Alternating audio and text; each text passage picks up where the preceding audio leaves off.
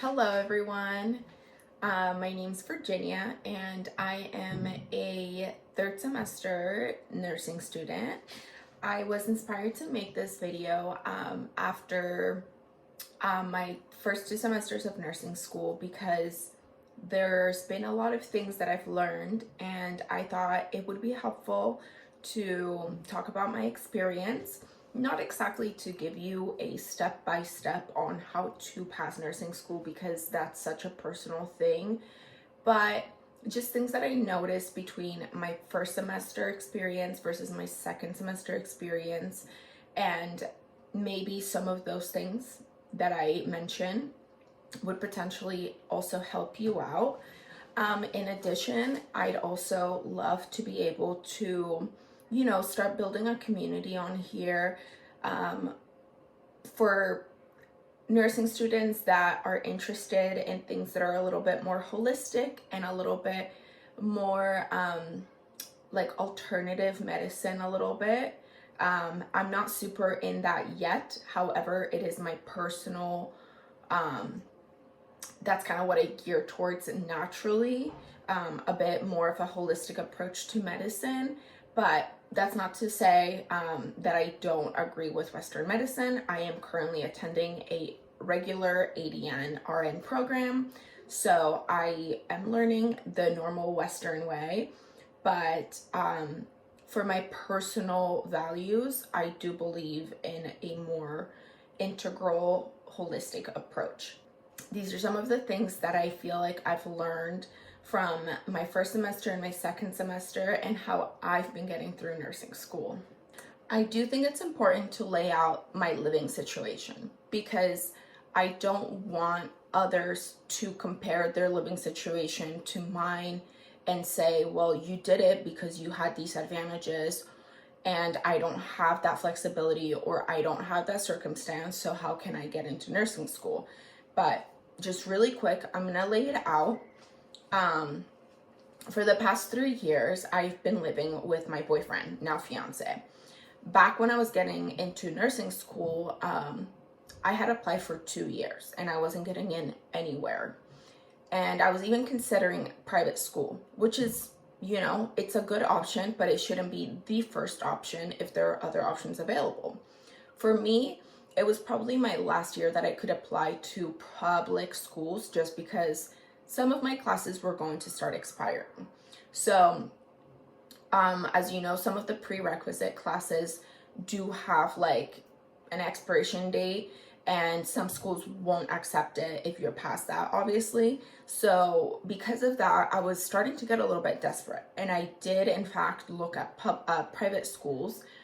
And the day before I got accepted into the public school program, I had an appointment with the financial aid department at a private school, and I was this close to actually signing papers just because I had applied to 5 public schools earlier in the fall, and I wasn't getting into any of them. Out of the 5, 4 had already rejected me. So I was kind of starting to lose hope a little bit, and everything just worked out really, really well for me. Thankfully, the day before that appointment, I got an email from the college that I'm currently attending, and it was an acceptance letter. And I think that was one of the happiest days ever. It was last November. I remember perfectly. Once I did get into public school, or once I got into the program, I had a salary job back then, and it was full-time, and I knew that I wasn't going to be able to do that. So thankfully, I do live with my fiance, so we do split costs in some of our living circumstances. So it was just a situation where we had to talk and communicate about what our living expenses were going to look like once I got into school. And that is definitely a personal matter, but I just want to lay that out there because I know there's no easy way for everyone, and everyone deals with their finances a lot differently. And believe me, I am no expert. I am still learning about finances, but thankfully there are a lot of resources out there. There's scholarships, there's FAFSA if you qualify for it. There's obviously there's loans, but thankfully ADN RN programs are relatively cheap compared to even state schools or obviously private programs. So just make sure you research all of the different options, all of the different schools, and um, all of the financial aid options that they offer. So with that being said, that's kind of like my living circumstance. I live with my fiance and we split costs, but there is definitely, I only at the moment, I can't even, I work part-time technically, but I only work 2 times a week in a restaurant. And, you know, that's enough for what I can do and for our living circumstances at the moment. So I just want to lay that out there and be honest, because I know not everyone has the same possibilities, the same flexibility in their living circumstance and their finances. And I think that plays a big part, because going to nursing school as an adult is not an easy thing if there are other responsibilities that depend on you. Okay, so that big box checked. The second thing I'd say is first semester is a lot to get used to. I hadn't been in school since 2020, which was when I was done with my prereqs. And getting back in the groove of school was definitely difficult, especially nursing school, because it comes with a lot of responsibilities. It comes with a lot of material that you have to learn in a certain amount of time before you're tested. And apart from regular class time, there's also, you know, labs that you have to complete. There's skills that you have to learn, and that takes a lot of time out of your normal class hours, because these are things that you have to be proficient at, and your teachers test you on that knowledge. So first semester solely, I feel like I was kind of like fighting for my life a little bit, because I was getting used to everything. And my class had 40 people. 16 of us had to take pharmacology. Some of the people had already taken pharm previously, but 16 of us hadn't. So we had our lecture class, we had pharm, and then we also had lab or clinical. The people that didn't have pharm didn't have to worry about it, so it was only technically one class in lab. But for the people that were in pharm, there was 2 classes, and usually our tests would fall on the same week. So each week I felt like I was like having to choose, like, which one do I study for? Like, which one do I focus on more? Which one needs my attention more? Because pharm was hard for me. It was a lot of memorization, and my memory, short-term memory, is not the best. I had a lot of testing anxiety coming out of like high school, and even during my prereqs in community college. Testing has always been difficult for me.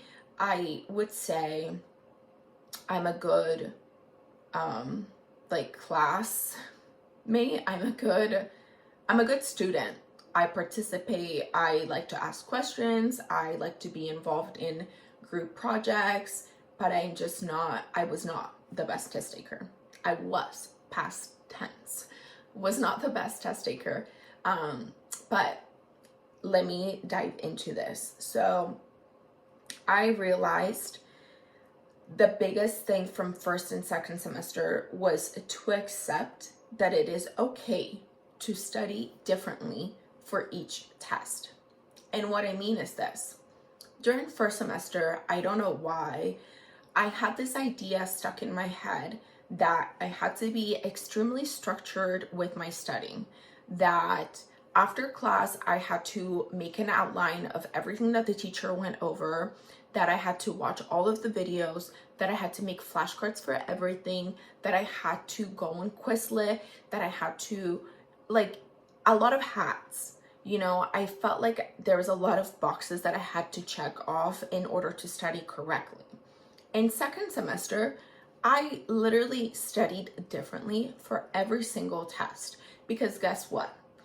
Each subject that you learn, each material that you learn, you will have to learn differently, because it's it's different material, and it's not going to require the same techniques to study. So that was definitely something that I had to accept in second semester, because I almost felt like I was more worried about what technique I was using to study versus actually just trying to study the material. So I feel like I wasted a lot of time, and it put a lot of pressure when it was time to study, because I was so worried about like, well, I have to be this structured and I have to do this way. So just accept that it's okay to study differently for every exam. And that helped me a ton during my second semester. Another thing that I feel like really helped me out was to truly enjoy the learning experience. Now, I'll say that this started with me because the year before I got into school, I had a job that I'd never had before. Granted, I'd always worked in the food industry, but I'd never been a manager in a restaurant. And that was definitely a big new challenge for me. I want to say it was 2022, 2023. I ventured into this new role as a restaurant manager, and exposing myself to that really allowed me to put myself, one, in an uncomfortable position, but two, that allowed me to grow and expand so much, not only in my professional life, but also in my personal life, which I think also traveled into my life as a student, because exposing yourself to things that make you uncomfortable can only make you grow. Now, I think this is something that I really fought in my interior, but accepting the good and the bad. It's okay to not know things. It's okay to not do things right the first time around. And I think this really helped me in nursing school, because people's lives depend on you. And if you make a mistake, you have to own up to it and be honest with someone in order to get help. So I think that exposure to something new really allowed me to become a better student. So back in high school, I remember I used to be a little bit of like that person that would be too shy or too embarrassed to ask questions because I didn't want to look dumb.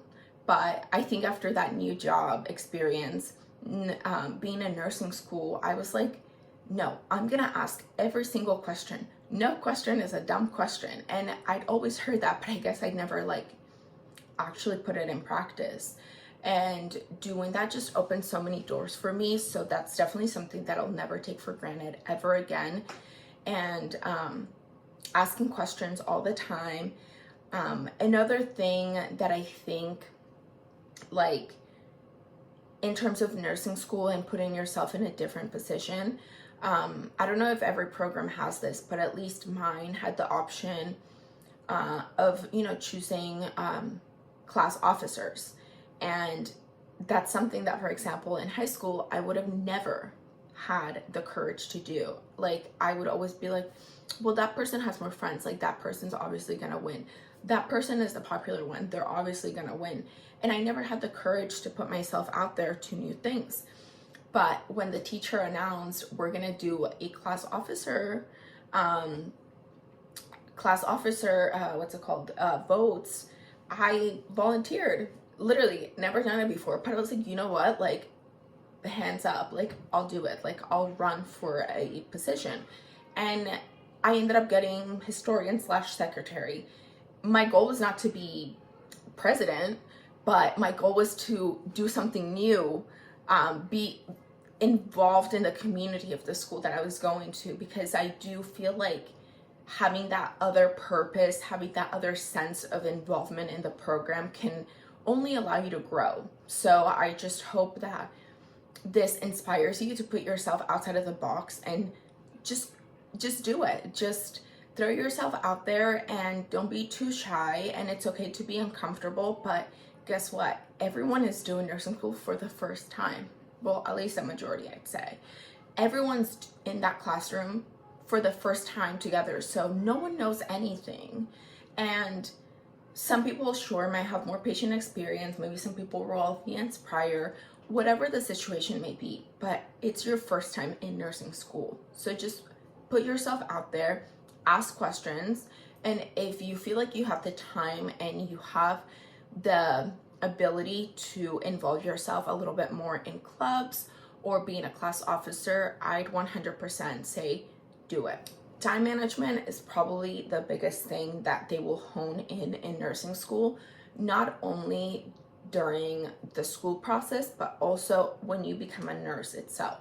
There's a lot of time management involved between, however many patients you have and however much charting you have to do within a shift.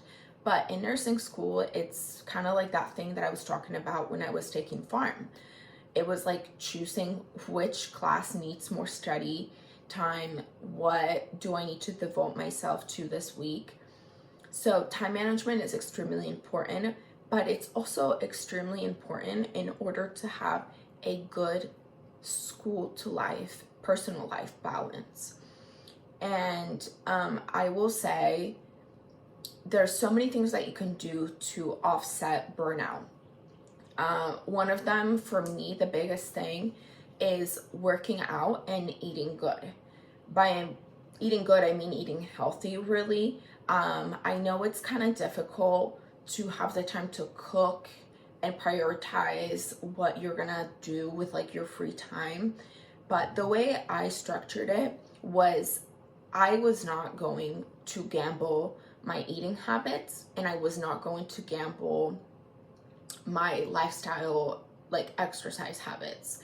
So I definitely say that in my head, I structured that I will move my body 3 to 5 times a week. And I didn't specify go to the gym 3 to 5 times a week. I just specified move my body. That can be 30 minutes. That can be 10-minute stretch. That can be a 1-hour gym session.